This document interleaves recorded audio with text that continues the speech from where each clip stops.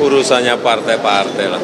Itu urusannya Golkar, urusannya PAN, urusannya Gerindra, urusannya PKB, urusan partai-partai. Ya.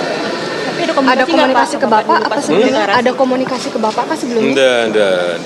Itu urusan mereka, urusan koalisi, urusan kerjasama, itu urusan partai.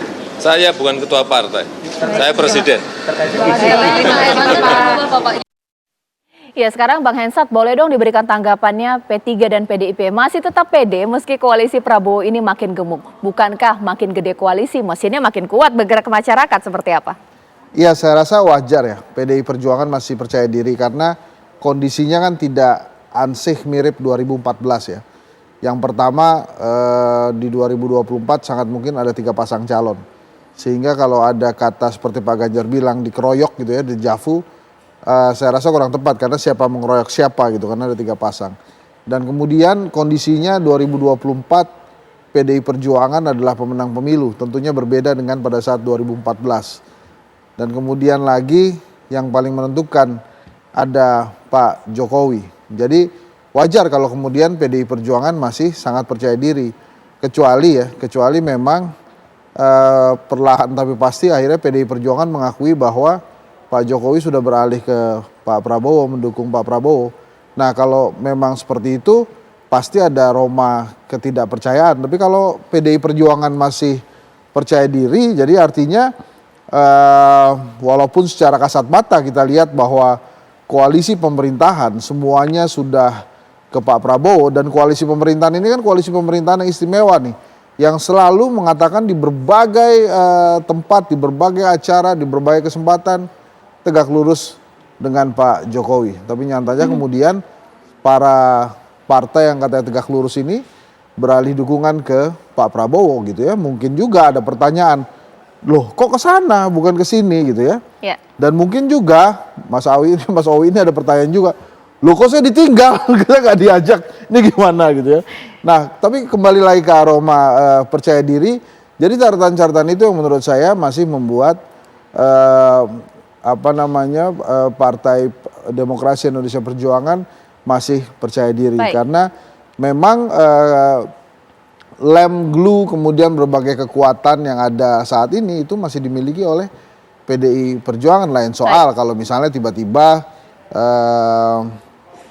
MK menentukan 35 tahun, kemudian Mas Gibran dijadikan kader oleh Golkar sehingga bisa Prabowo Gibran. Nah itu mungkin pembicaraannya jadi beda lagi. Tapi kalau masih percaya diri, artinya PDI Perjuangan sampai hari ini masih percaya bahwa Pak Jokowi itu masih ada di sisi mereka, walaupun ada partai-partai politik yang katanya tegak lurus sudah mendukung Prabowo.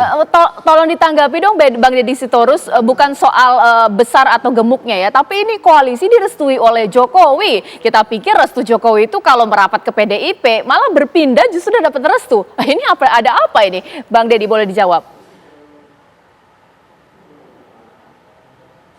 Masih mute. Di mute Bang audionya. Di unmute dulu Bang.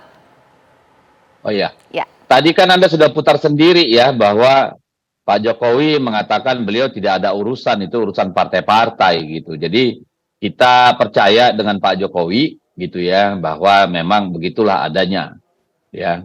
Tetapi bagi kita ini sebagai partai politik, bagi kita dalam perkembangan demokrasi, tentu kita tahu yang paling penting adalah bagaimana rakyat melihat pemimpinnya.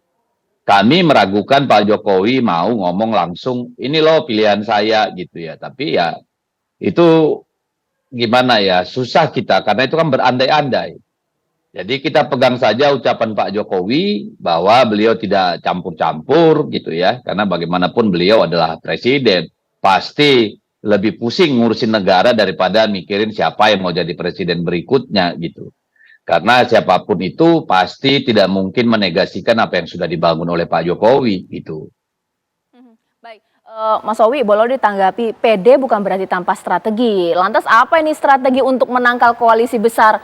Memasangkan dengan Sandi Uno kah jadi solusinya? Ini bagaimana ini? Gencar juga ya dorong Sandi? Tadi kalau kami dibilang ditinggalkan oleh mereka justru tidak. Enggak, ya? Kami justru menentukan sikap lebih awal. Duluan meninggalkan. Dari teman-teman yang lain gitu. Terus kemudian Strategi-strategi tentunya kami bahas bersama. Kami intent komunikasi tiap minggu, seminggu sekali. Tim komunikasi di Mas Ganjar itu terdiri dari 4 partai yang sudah menyatakan sikap.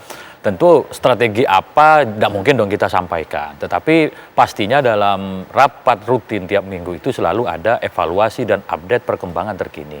Terus kemudian ada tadi Caca menanyakan bagaimana tentang Pak Sandi. Ya, kalau keputusan Rapimnas P3 yang ke-6 itu merekomendasikan Pak Sandiaga Uno sebagai bakal cawapresnya Pak Ganjar dan dikomunikasikan dengan Ketua Umum PDI Perjuangan Ibu Megawati Soekarno Putri. Nah, selama belum ada keputusan dari para pimpinan partai politik yang bekerja sama dengan PDIP, ya harapan itu masih ada. Ya. Apalagi sekarang tinggal kami yang di parlemen PDI dengan P3.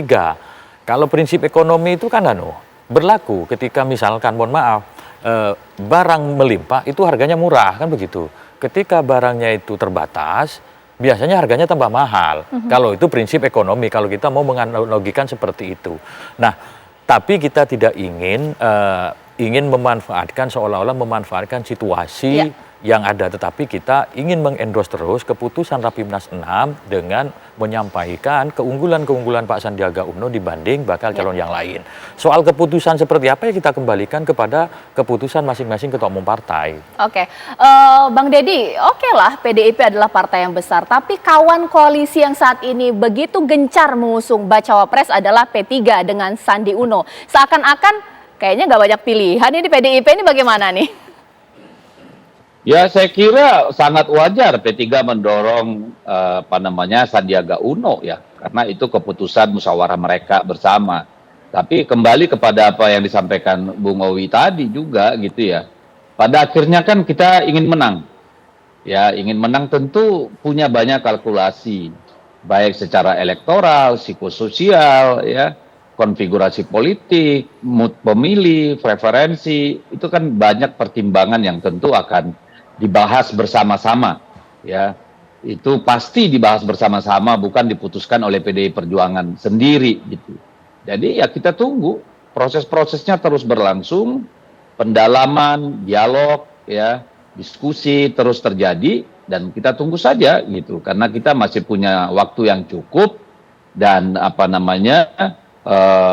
yang memadai, kita punya calon yang mumpuni, gitu ya. Jadi kita ikhtiar kuat dan kami juga punya banyak alasan-alasan untuk percaya bahwa kami akan mampu memenangkan pertarungan ini meskipun ini koalisi kurus kering gitu ya. Karena kita sudah mengalami tempaan zaman gitu, dari sejak zaman Orde Baru dikuyo-kuyo gitu ya. Lalu dikalahkan, bisa menang. Baik. Saya kira itu semua memberi kekuatan bagi partai dan kader, juga koalisi yang bersama.